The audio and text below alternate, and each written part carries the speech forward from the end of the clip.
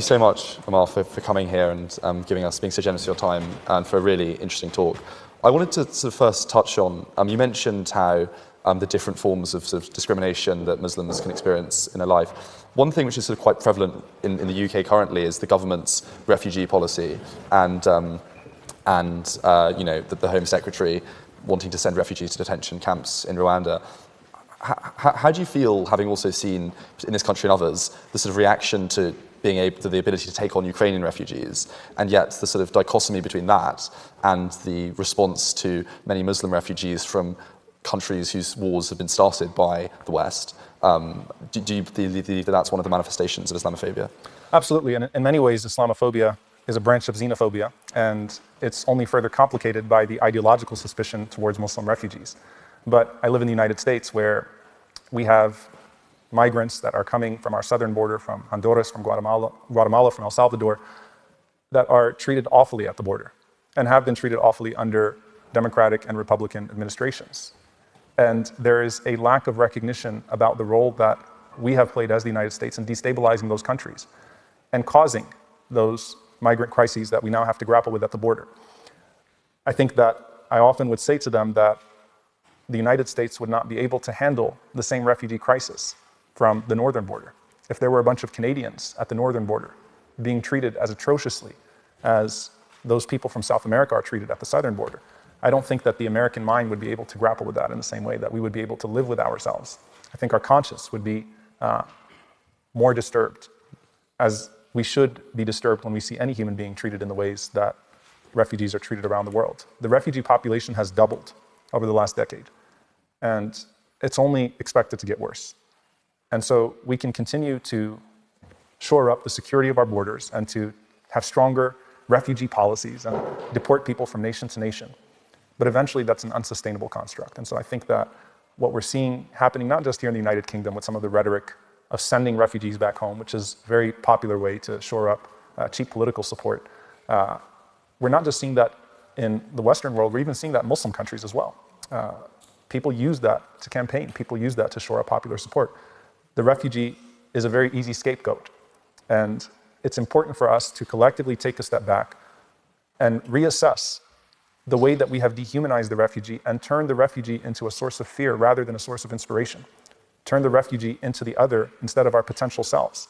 Having been to many refugee camps around the world, I can tell you that you immediately notice the difference between populations that have been refugees for decades and those that have only recently turned into refugee populations. And as you sit with a refugee, a Syrian refugee, for example, and we often forget how new that catastrophe is, you'll hear them talk about how I used to have a clinic in Damascus. I used to have a home in Damascus. I used to do this. I used to do that. I used to own this.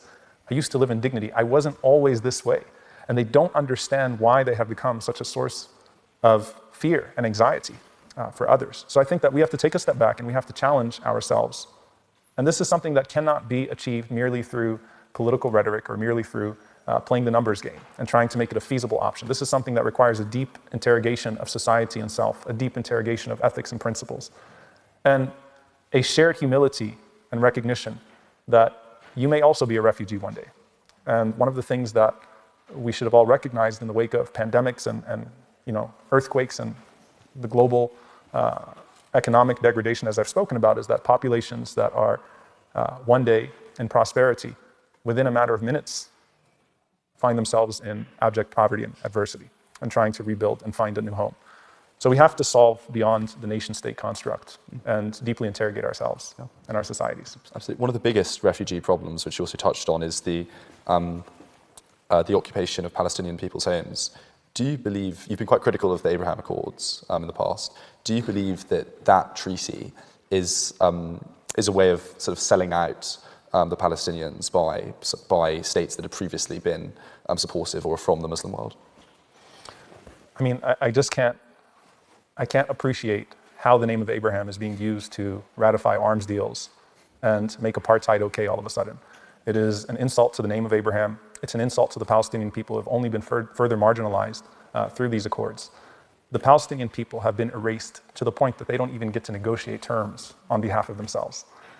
They have only been further disenfranchised through these accords. And I think that it's important to ask ourselves, why is it that even when Palestinian welfare is spoken about in the context of the broader picture, it's always in the capacity of ensuring Israel's security. It's always in the capacity of ensuring a stable Middle East, as if Palestinian human dignity and Palestinian life has no worth of its own, as if they don't have an equal right to dignity as any other human being in the Middle East. And one of the things that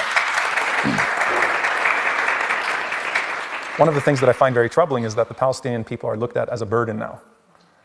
You're a burden to our politics, you're a burden to our ability to find mobility.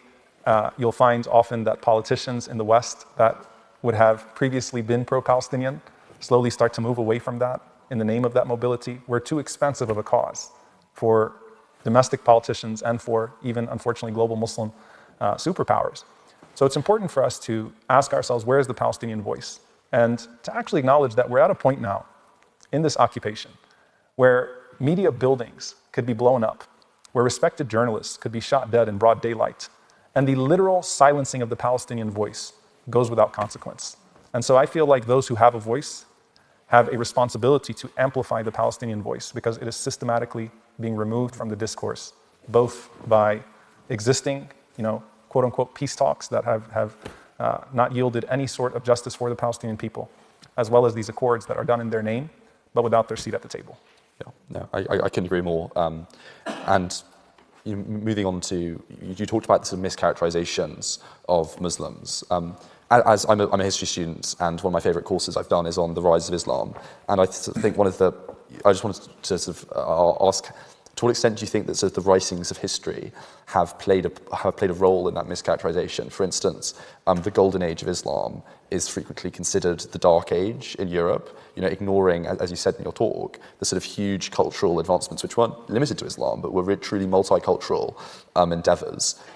Do you think that sort of actually that historical perspective is at the root of this mischaracterization? Absolutely. One of the things that Malcolm X said when speaking about the colonization of Africa, and then the interrogation of Africa for its present state, he said, you clip the bird's wing and then blame it for not flying as high as you.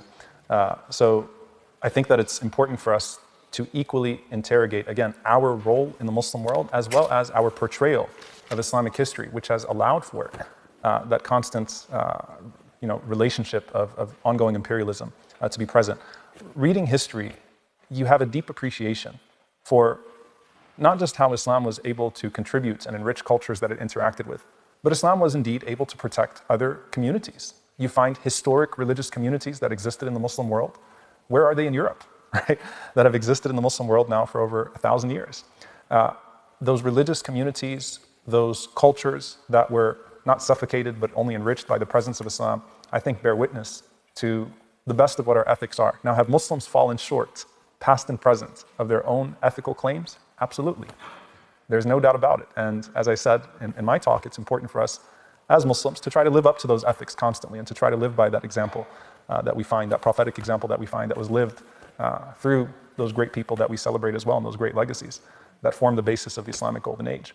But yes, we have to look at the entire context of how Islam came into relationship with culture and how Islam allowed for peoples and cultures to be enriched by its presence. And of course, speaking of Palestine, studying the legacy of Salah ad-Din becomes that much more important. Just the treatment of Salah ad-Din to those who were at his mercy once he entered into Jerusalem versus the way that the Crusaders dealt with the Muslim world in the name of Christ. It's important for us to look at that entire history and to bring it out in the most honest fashion, and then to look at the very ways that it continues to shape our discourse and our policies today. As you say, one of the reasons for the very quick spread of Islam was the plurality and the openness that other people of the book experienced. But is there, your talks on whether Islam's a test, not a threat, given that all religions have sort of unique fundamental truth claims, is there a part of any kind of religious tension that is going to lead to a perception of threat? For instance, with the Umayyads and Abd al-Malik building the Dome of the Rock, one of the descriptions was Jesus is not the Son of God. Where do you sit on that? Do you think that those sort of differences can be overcome, or incredibly when religiosity is very high, is there going to be an inevitable tension and therefore vilification? Well, I think that what I would do is question, in the absence of religion, are tensions any less? Do wars suddenly stop? do catastrophes stop happening. And I think that the 20th century is a testimony to the tragedies that take place in the name of secular ideologies. There has been more death and destruction in the 20th century than any century prior. And none of those isms were religious isms. And so it's important for us to recognize that human behavior is human behavior. And the use of that which is holy for unholy pursuits is going to happen.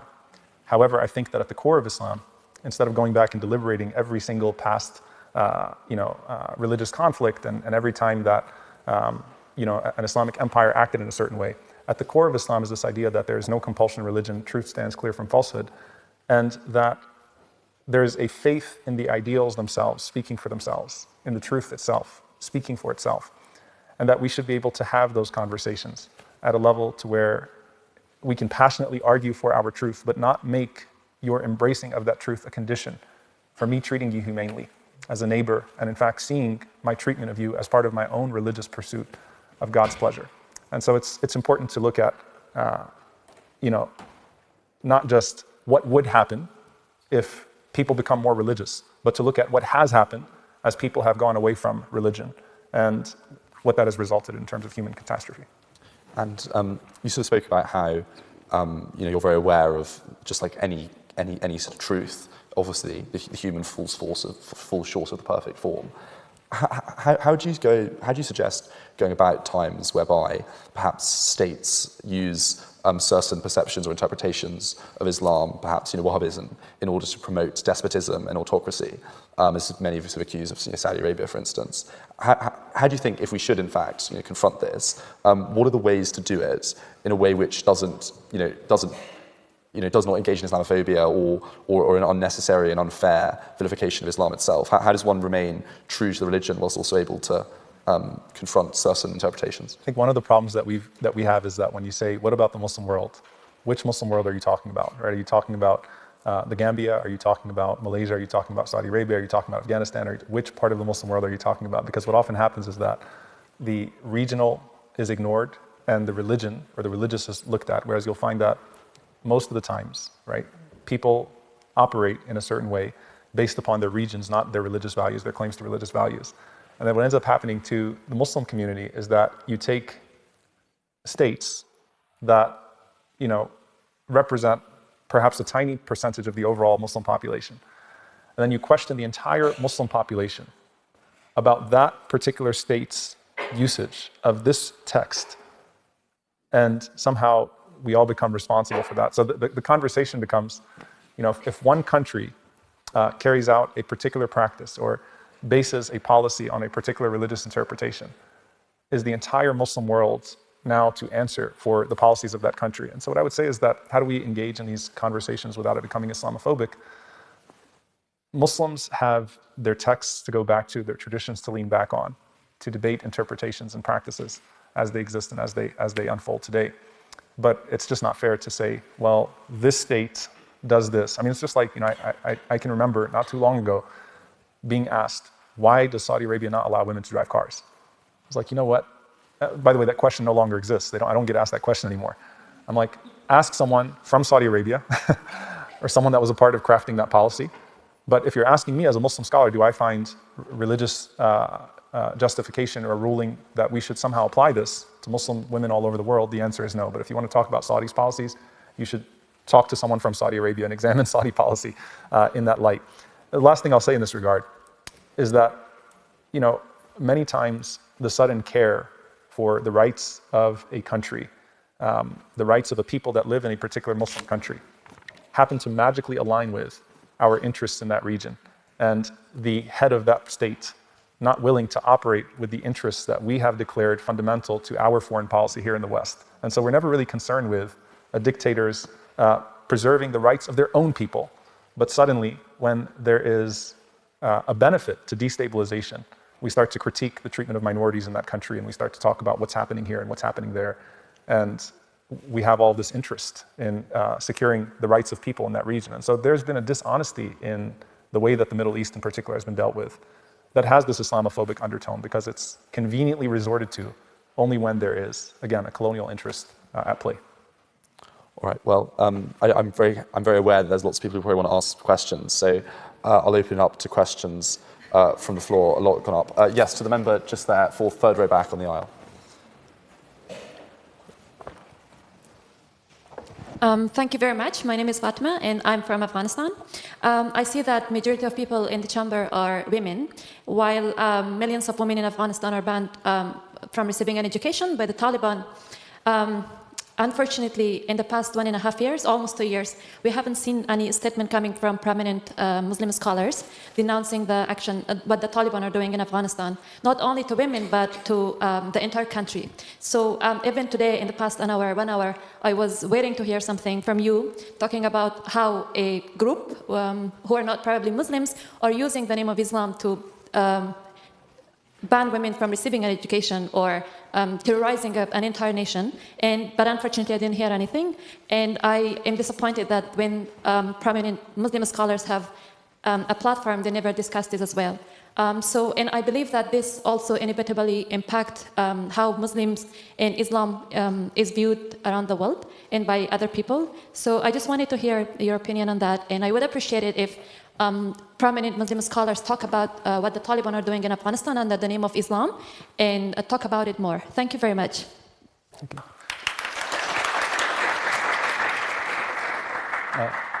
Thank you. Thank you for your question. And what I would say is that perhaps you may be unfamiliar with a statement that was signed by numerous Muslim scholars on women's imperative for education in Afghanistan by Muslim scholars around the world, and I was proud to be a signatory of that statement, and I absolutely do believe in women's right to education, and there has been, I think, an effort for many Muslim scholars to exert pressure to say that this is a right and this is important for Muslim women to have access to that, while pushing back on the Western approach of starving the people of Afghanistan in the name of women's rights. I believe in holding all people accountable proportionately. And so I am fundamentally opposed to the starvation of Afghanistan and the way that the people of Afghanistan have been dealt with and ravaged by the outside. And I'm fundamentally opposed to the denial of women from education. And this is precisely, I think, one of the ways in which I would say that one country becomes representative of the global Muslim population. There's only one Muslim country in the world that has such a policy, and it's Afghanistan. So clearly the problem is not the Muslim and the Islam part. However, again, I think that Muslim scholars obviously should raise their voice when they see injustice anywhere as they see it, and they should apply pressure properly. And I was proud to sign on to that statement, and I reiterate my support, as have Muslim scholars that I know from around the world, from various schools of thought, from neighboring Pakistan all the way to the United States of America, that have called upon the Taliban to reopen those schools and to allow women access to education. Thank you. Yes, to the member. Assalamu alaikum. Alaikum assalam. I just had a question which went back to your speech, which was that you spoke about Islam and the West as if they were civilizations that were sort of from two different poles, and I just wondered your thoughts about this idea that there is now an Islamic West, there's now like a civilization that's built its own identity. And I also just wanted to make a cheeky dua request because I had a loved one that really wanted to be here, but they can't for external reasons. And I just ask you and everyone here to please make dua that their difficulties are solved. Yeah, jazakallah khair. Thank you for your question, and you all can clap for it, it's okay. If I was able to make out, I had a difficulty hearing the entire question, but the idea of what do we do now about a Muslim Western identity, an Islamic Western identity, and not speaking about these two civilizations as two distant civilizations that are fundamentally opposed to one another. I think that Islam is to be celebrated both for its steadfastness in regards to its insistence upon its beliefs and its value system, its unchanging values, as well as its agility and ability to adapt to changing environments. And that's the genius of our system of fiqh, the genius of our jurisprudence, and that it allows for an understanding. And fundamentally, wherever we go, we approach our societies with the lens of benefit, not just the rights that are due upon us or that are due to us, but the rights that others have upon us, and how we function with our neighbors, how we function with our colleagues, and how we manifest that message of the Prophet Muhammad sallallahu alaihi wasallam, peace and blessings be upon him, to everything and everyone that's around us. And so I think that culturally speaking, yes, things will look different. They always have looked different, but that has enriched the collective Muslim tradition that we have today. Much of the benefit that came from Andalusian Muslims doesn't have the mark of Andalusia in a way that others cannot appreciate it and claim it as their own.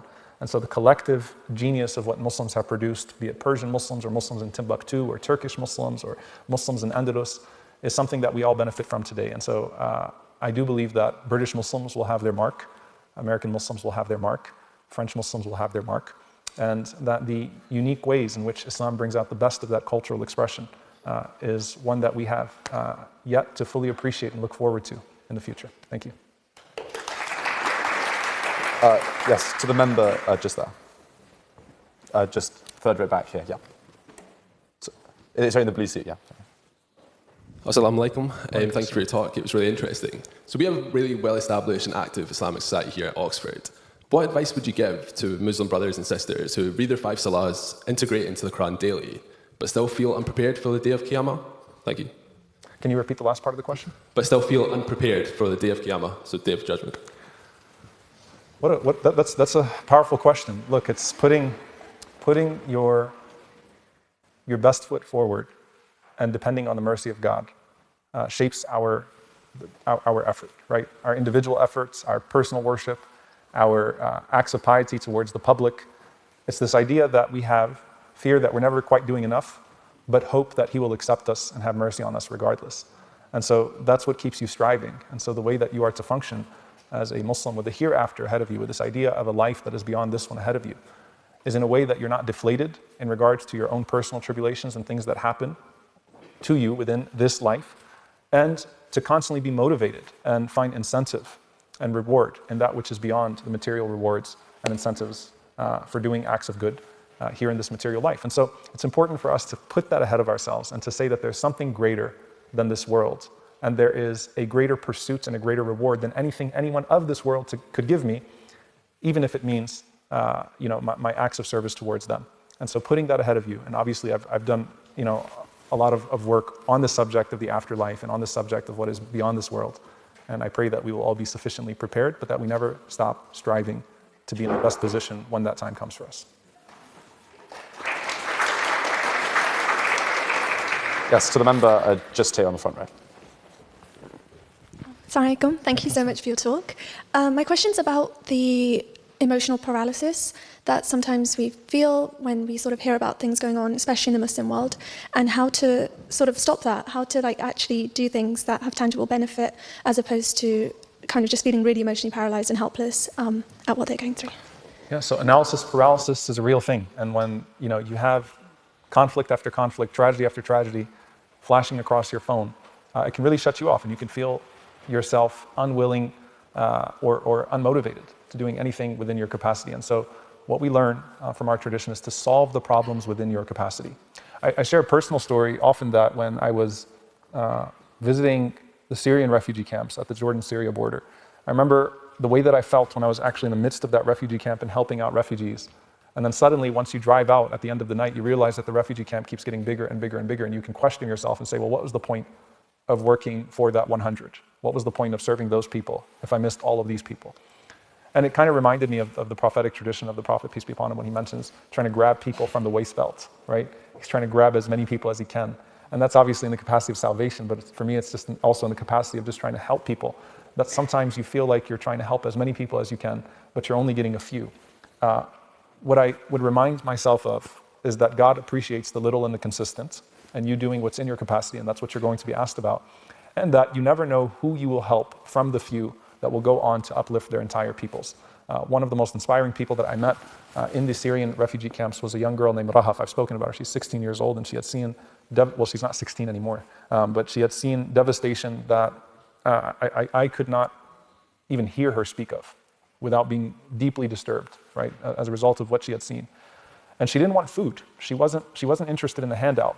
She was interested in going to school. She said, I want an education. I want an education. I want an education. Find me a way, get me a bus to the border of Jordan and Syria. And we, basically the relief agency had said, well, can you get a group of Syrian refugees that also are just as motivated to go to school as you, and that will be willing to make that long drive over to a school in Jordan every single day and forego the earnings of the day, because obviously, you work in the farms, you do what you can to make the earnings for a day for you and your family. She was able to get her group of friends together, and we provided a school bus for her. And it's like an hour a day going and coming for her to go to school. And when I asked her why she wanted to go to school so much, she said that she wanted to become a lawyer and she wanted to sue Bashar al-Assad for war crimes. I mean, in the ICC one day, for what he had done to her and her family. And I thought to myself, the inspiration, the resilience in that girl's eyes, that cannot be replicated on the outside. And so sometimes when you're helping a small group of people that are deeply impacted and affected by a tragedy, you may be inspiring in them and facilitating what could go on to uplift an entire people. So never stop solving the problems within your capacity, because that's what you're going to be asked about, and you don't know the blessing that will come out of those small efforts that may seem initially inconsequential. I think we have time for one more question. The member just there, third in on the press bench. Thank you. Salam alaikum, Sheikh, again. Thank you for your speech. Obviously, you are the founder of the Yaqeen Institute, which is an institute that a lot of us have benefited from in terms of knowledge and resources that you produce. I'd just like to hear insight about how you went about founding this, and maybe advice that you'd have for Muslims who are interested in recreating similar institutions in their communities, but who are obviously starting from scratch. Thank you. Thank you for your question. You know, the Yaqeen Institute was founded in a climate, first and foremost, of intense Islamophobia, where there was sort of a recognition that you had all of these think tanks, Islamophobic think tanks, that were masquerading as honest evaluators of the Muslim world and Islam in the Middle East, that had completely overtaken all important and influential spaces where Islam is spoken about, dominated the internet, and put out false narratives about Islam that were now starting to penetrate deeply even the way Muslims felt about themselves. And so initially it was to respond to some of the issues that were arising in a hyper-Islamophobic environment on some of the most tense issues, and to put something out there, Muslim voices out there that spoke about these issues in a way that was intelligent, in a way that was academic, in a way that was authentic, in a way that could be referenced in university settings and important spaces, and that could bolster the Muslim identity and give Muslims the voice that they needed when they were in their spaces. And obviously what ends up happening is that the pandemic hits, and the shift, I think the global shift in what is affecting the way Muslims feel about themselves largely revolves around mental health and isolation and loneliness, and not feeling the spiritual wherewithal to continue to move forward. So while answering some of those difficult questions about Islam still remains a priority to bolster the Muslim identity, there's also an importance to helping young Muslims see their connection to faith in the midst of all sorts of tribulations and trials that exist today. And so we wanted to put out academic papers that are written by Islamic scholars and or academics and then peer-reviewed, so that they're academically credible as well as Islamically credible, to have a proper peer review process in place, to have a proper editorial board, to produce content that could be referenced for generations to come, and then produce digestible forms of content from that content, media content, infographics, creative forms of content, and curricularize it to help young Muslims in particular grapple with these questions of faith. So this is where we are today, and this is why we study what causes doubt, what causes a crisis in belief for young Muslims, and help them find a journey towards their Islam to bolster that connection to faith. So, faith in the articles of faith, the pillars of Iman, as well as their understanding their history and how they can channel the best of their history today. And then have a voice as well that speaks to non-Muslims that are looking for authentic resources on Islam, to also help them find that journey of understanding Islam through a Muslim voice that hopefully is representative of the Muslim community and Orthodox Islam. Now, what I would advise Muslims, young Muslims that want to form institutions, never make the institutions about yourself. Make them a collective. It's better to have multiple voices involved in the beginning. So if you incorporate more people and you do a proper needs assessment as to what's needed in your society, what's needed in your community, and then try to have multiple voices working together, multiple people working together for that collective good, then do so. Stay sincere, constantly listen, consult as to how you could be better and grow. And do not ever see another good effort as a competitor. It destroys good work when the doers of good focus more on being the only doers of good in their space rather than helping one another get ahead. So, ta'awanu 'ala al-birri wa taqwa, work together in righteousness and in piety and in good works. So never become territorial, because that will chip away at your own mission and affect the ability to move forward as a community. Thank you.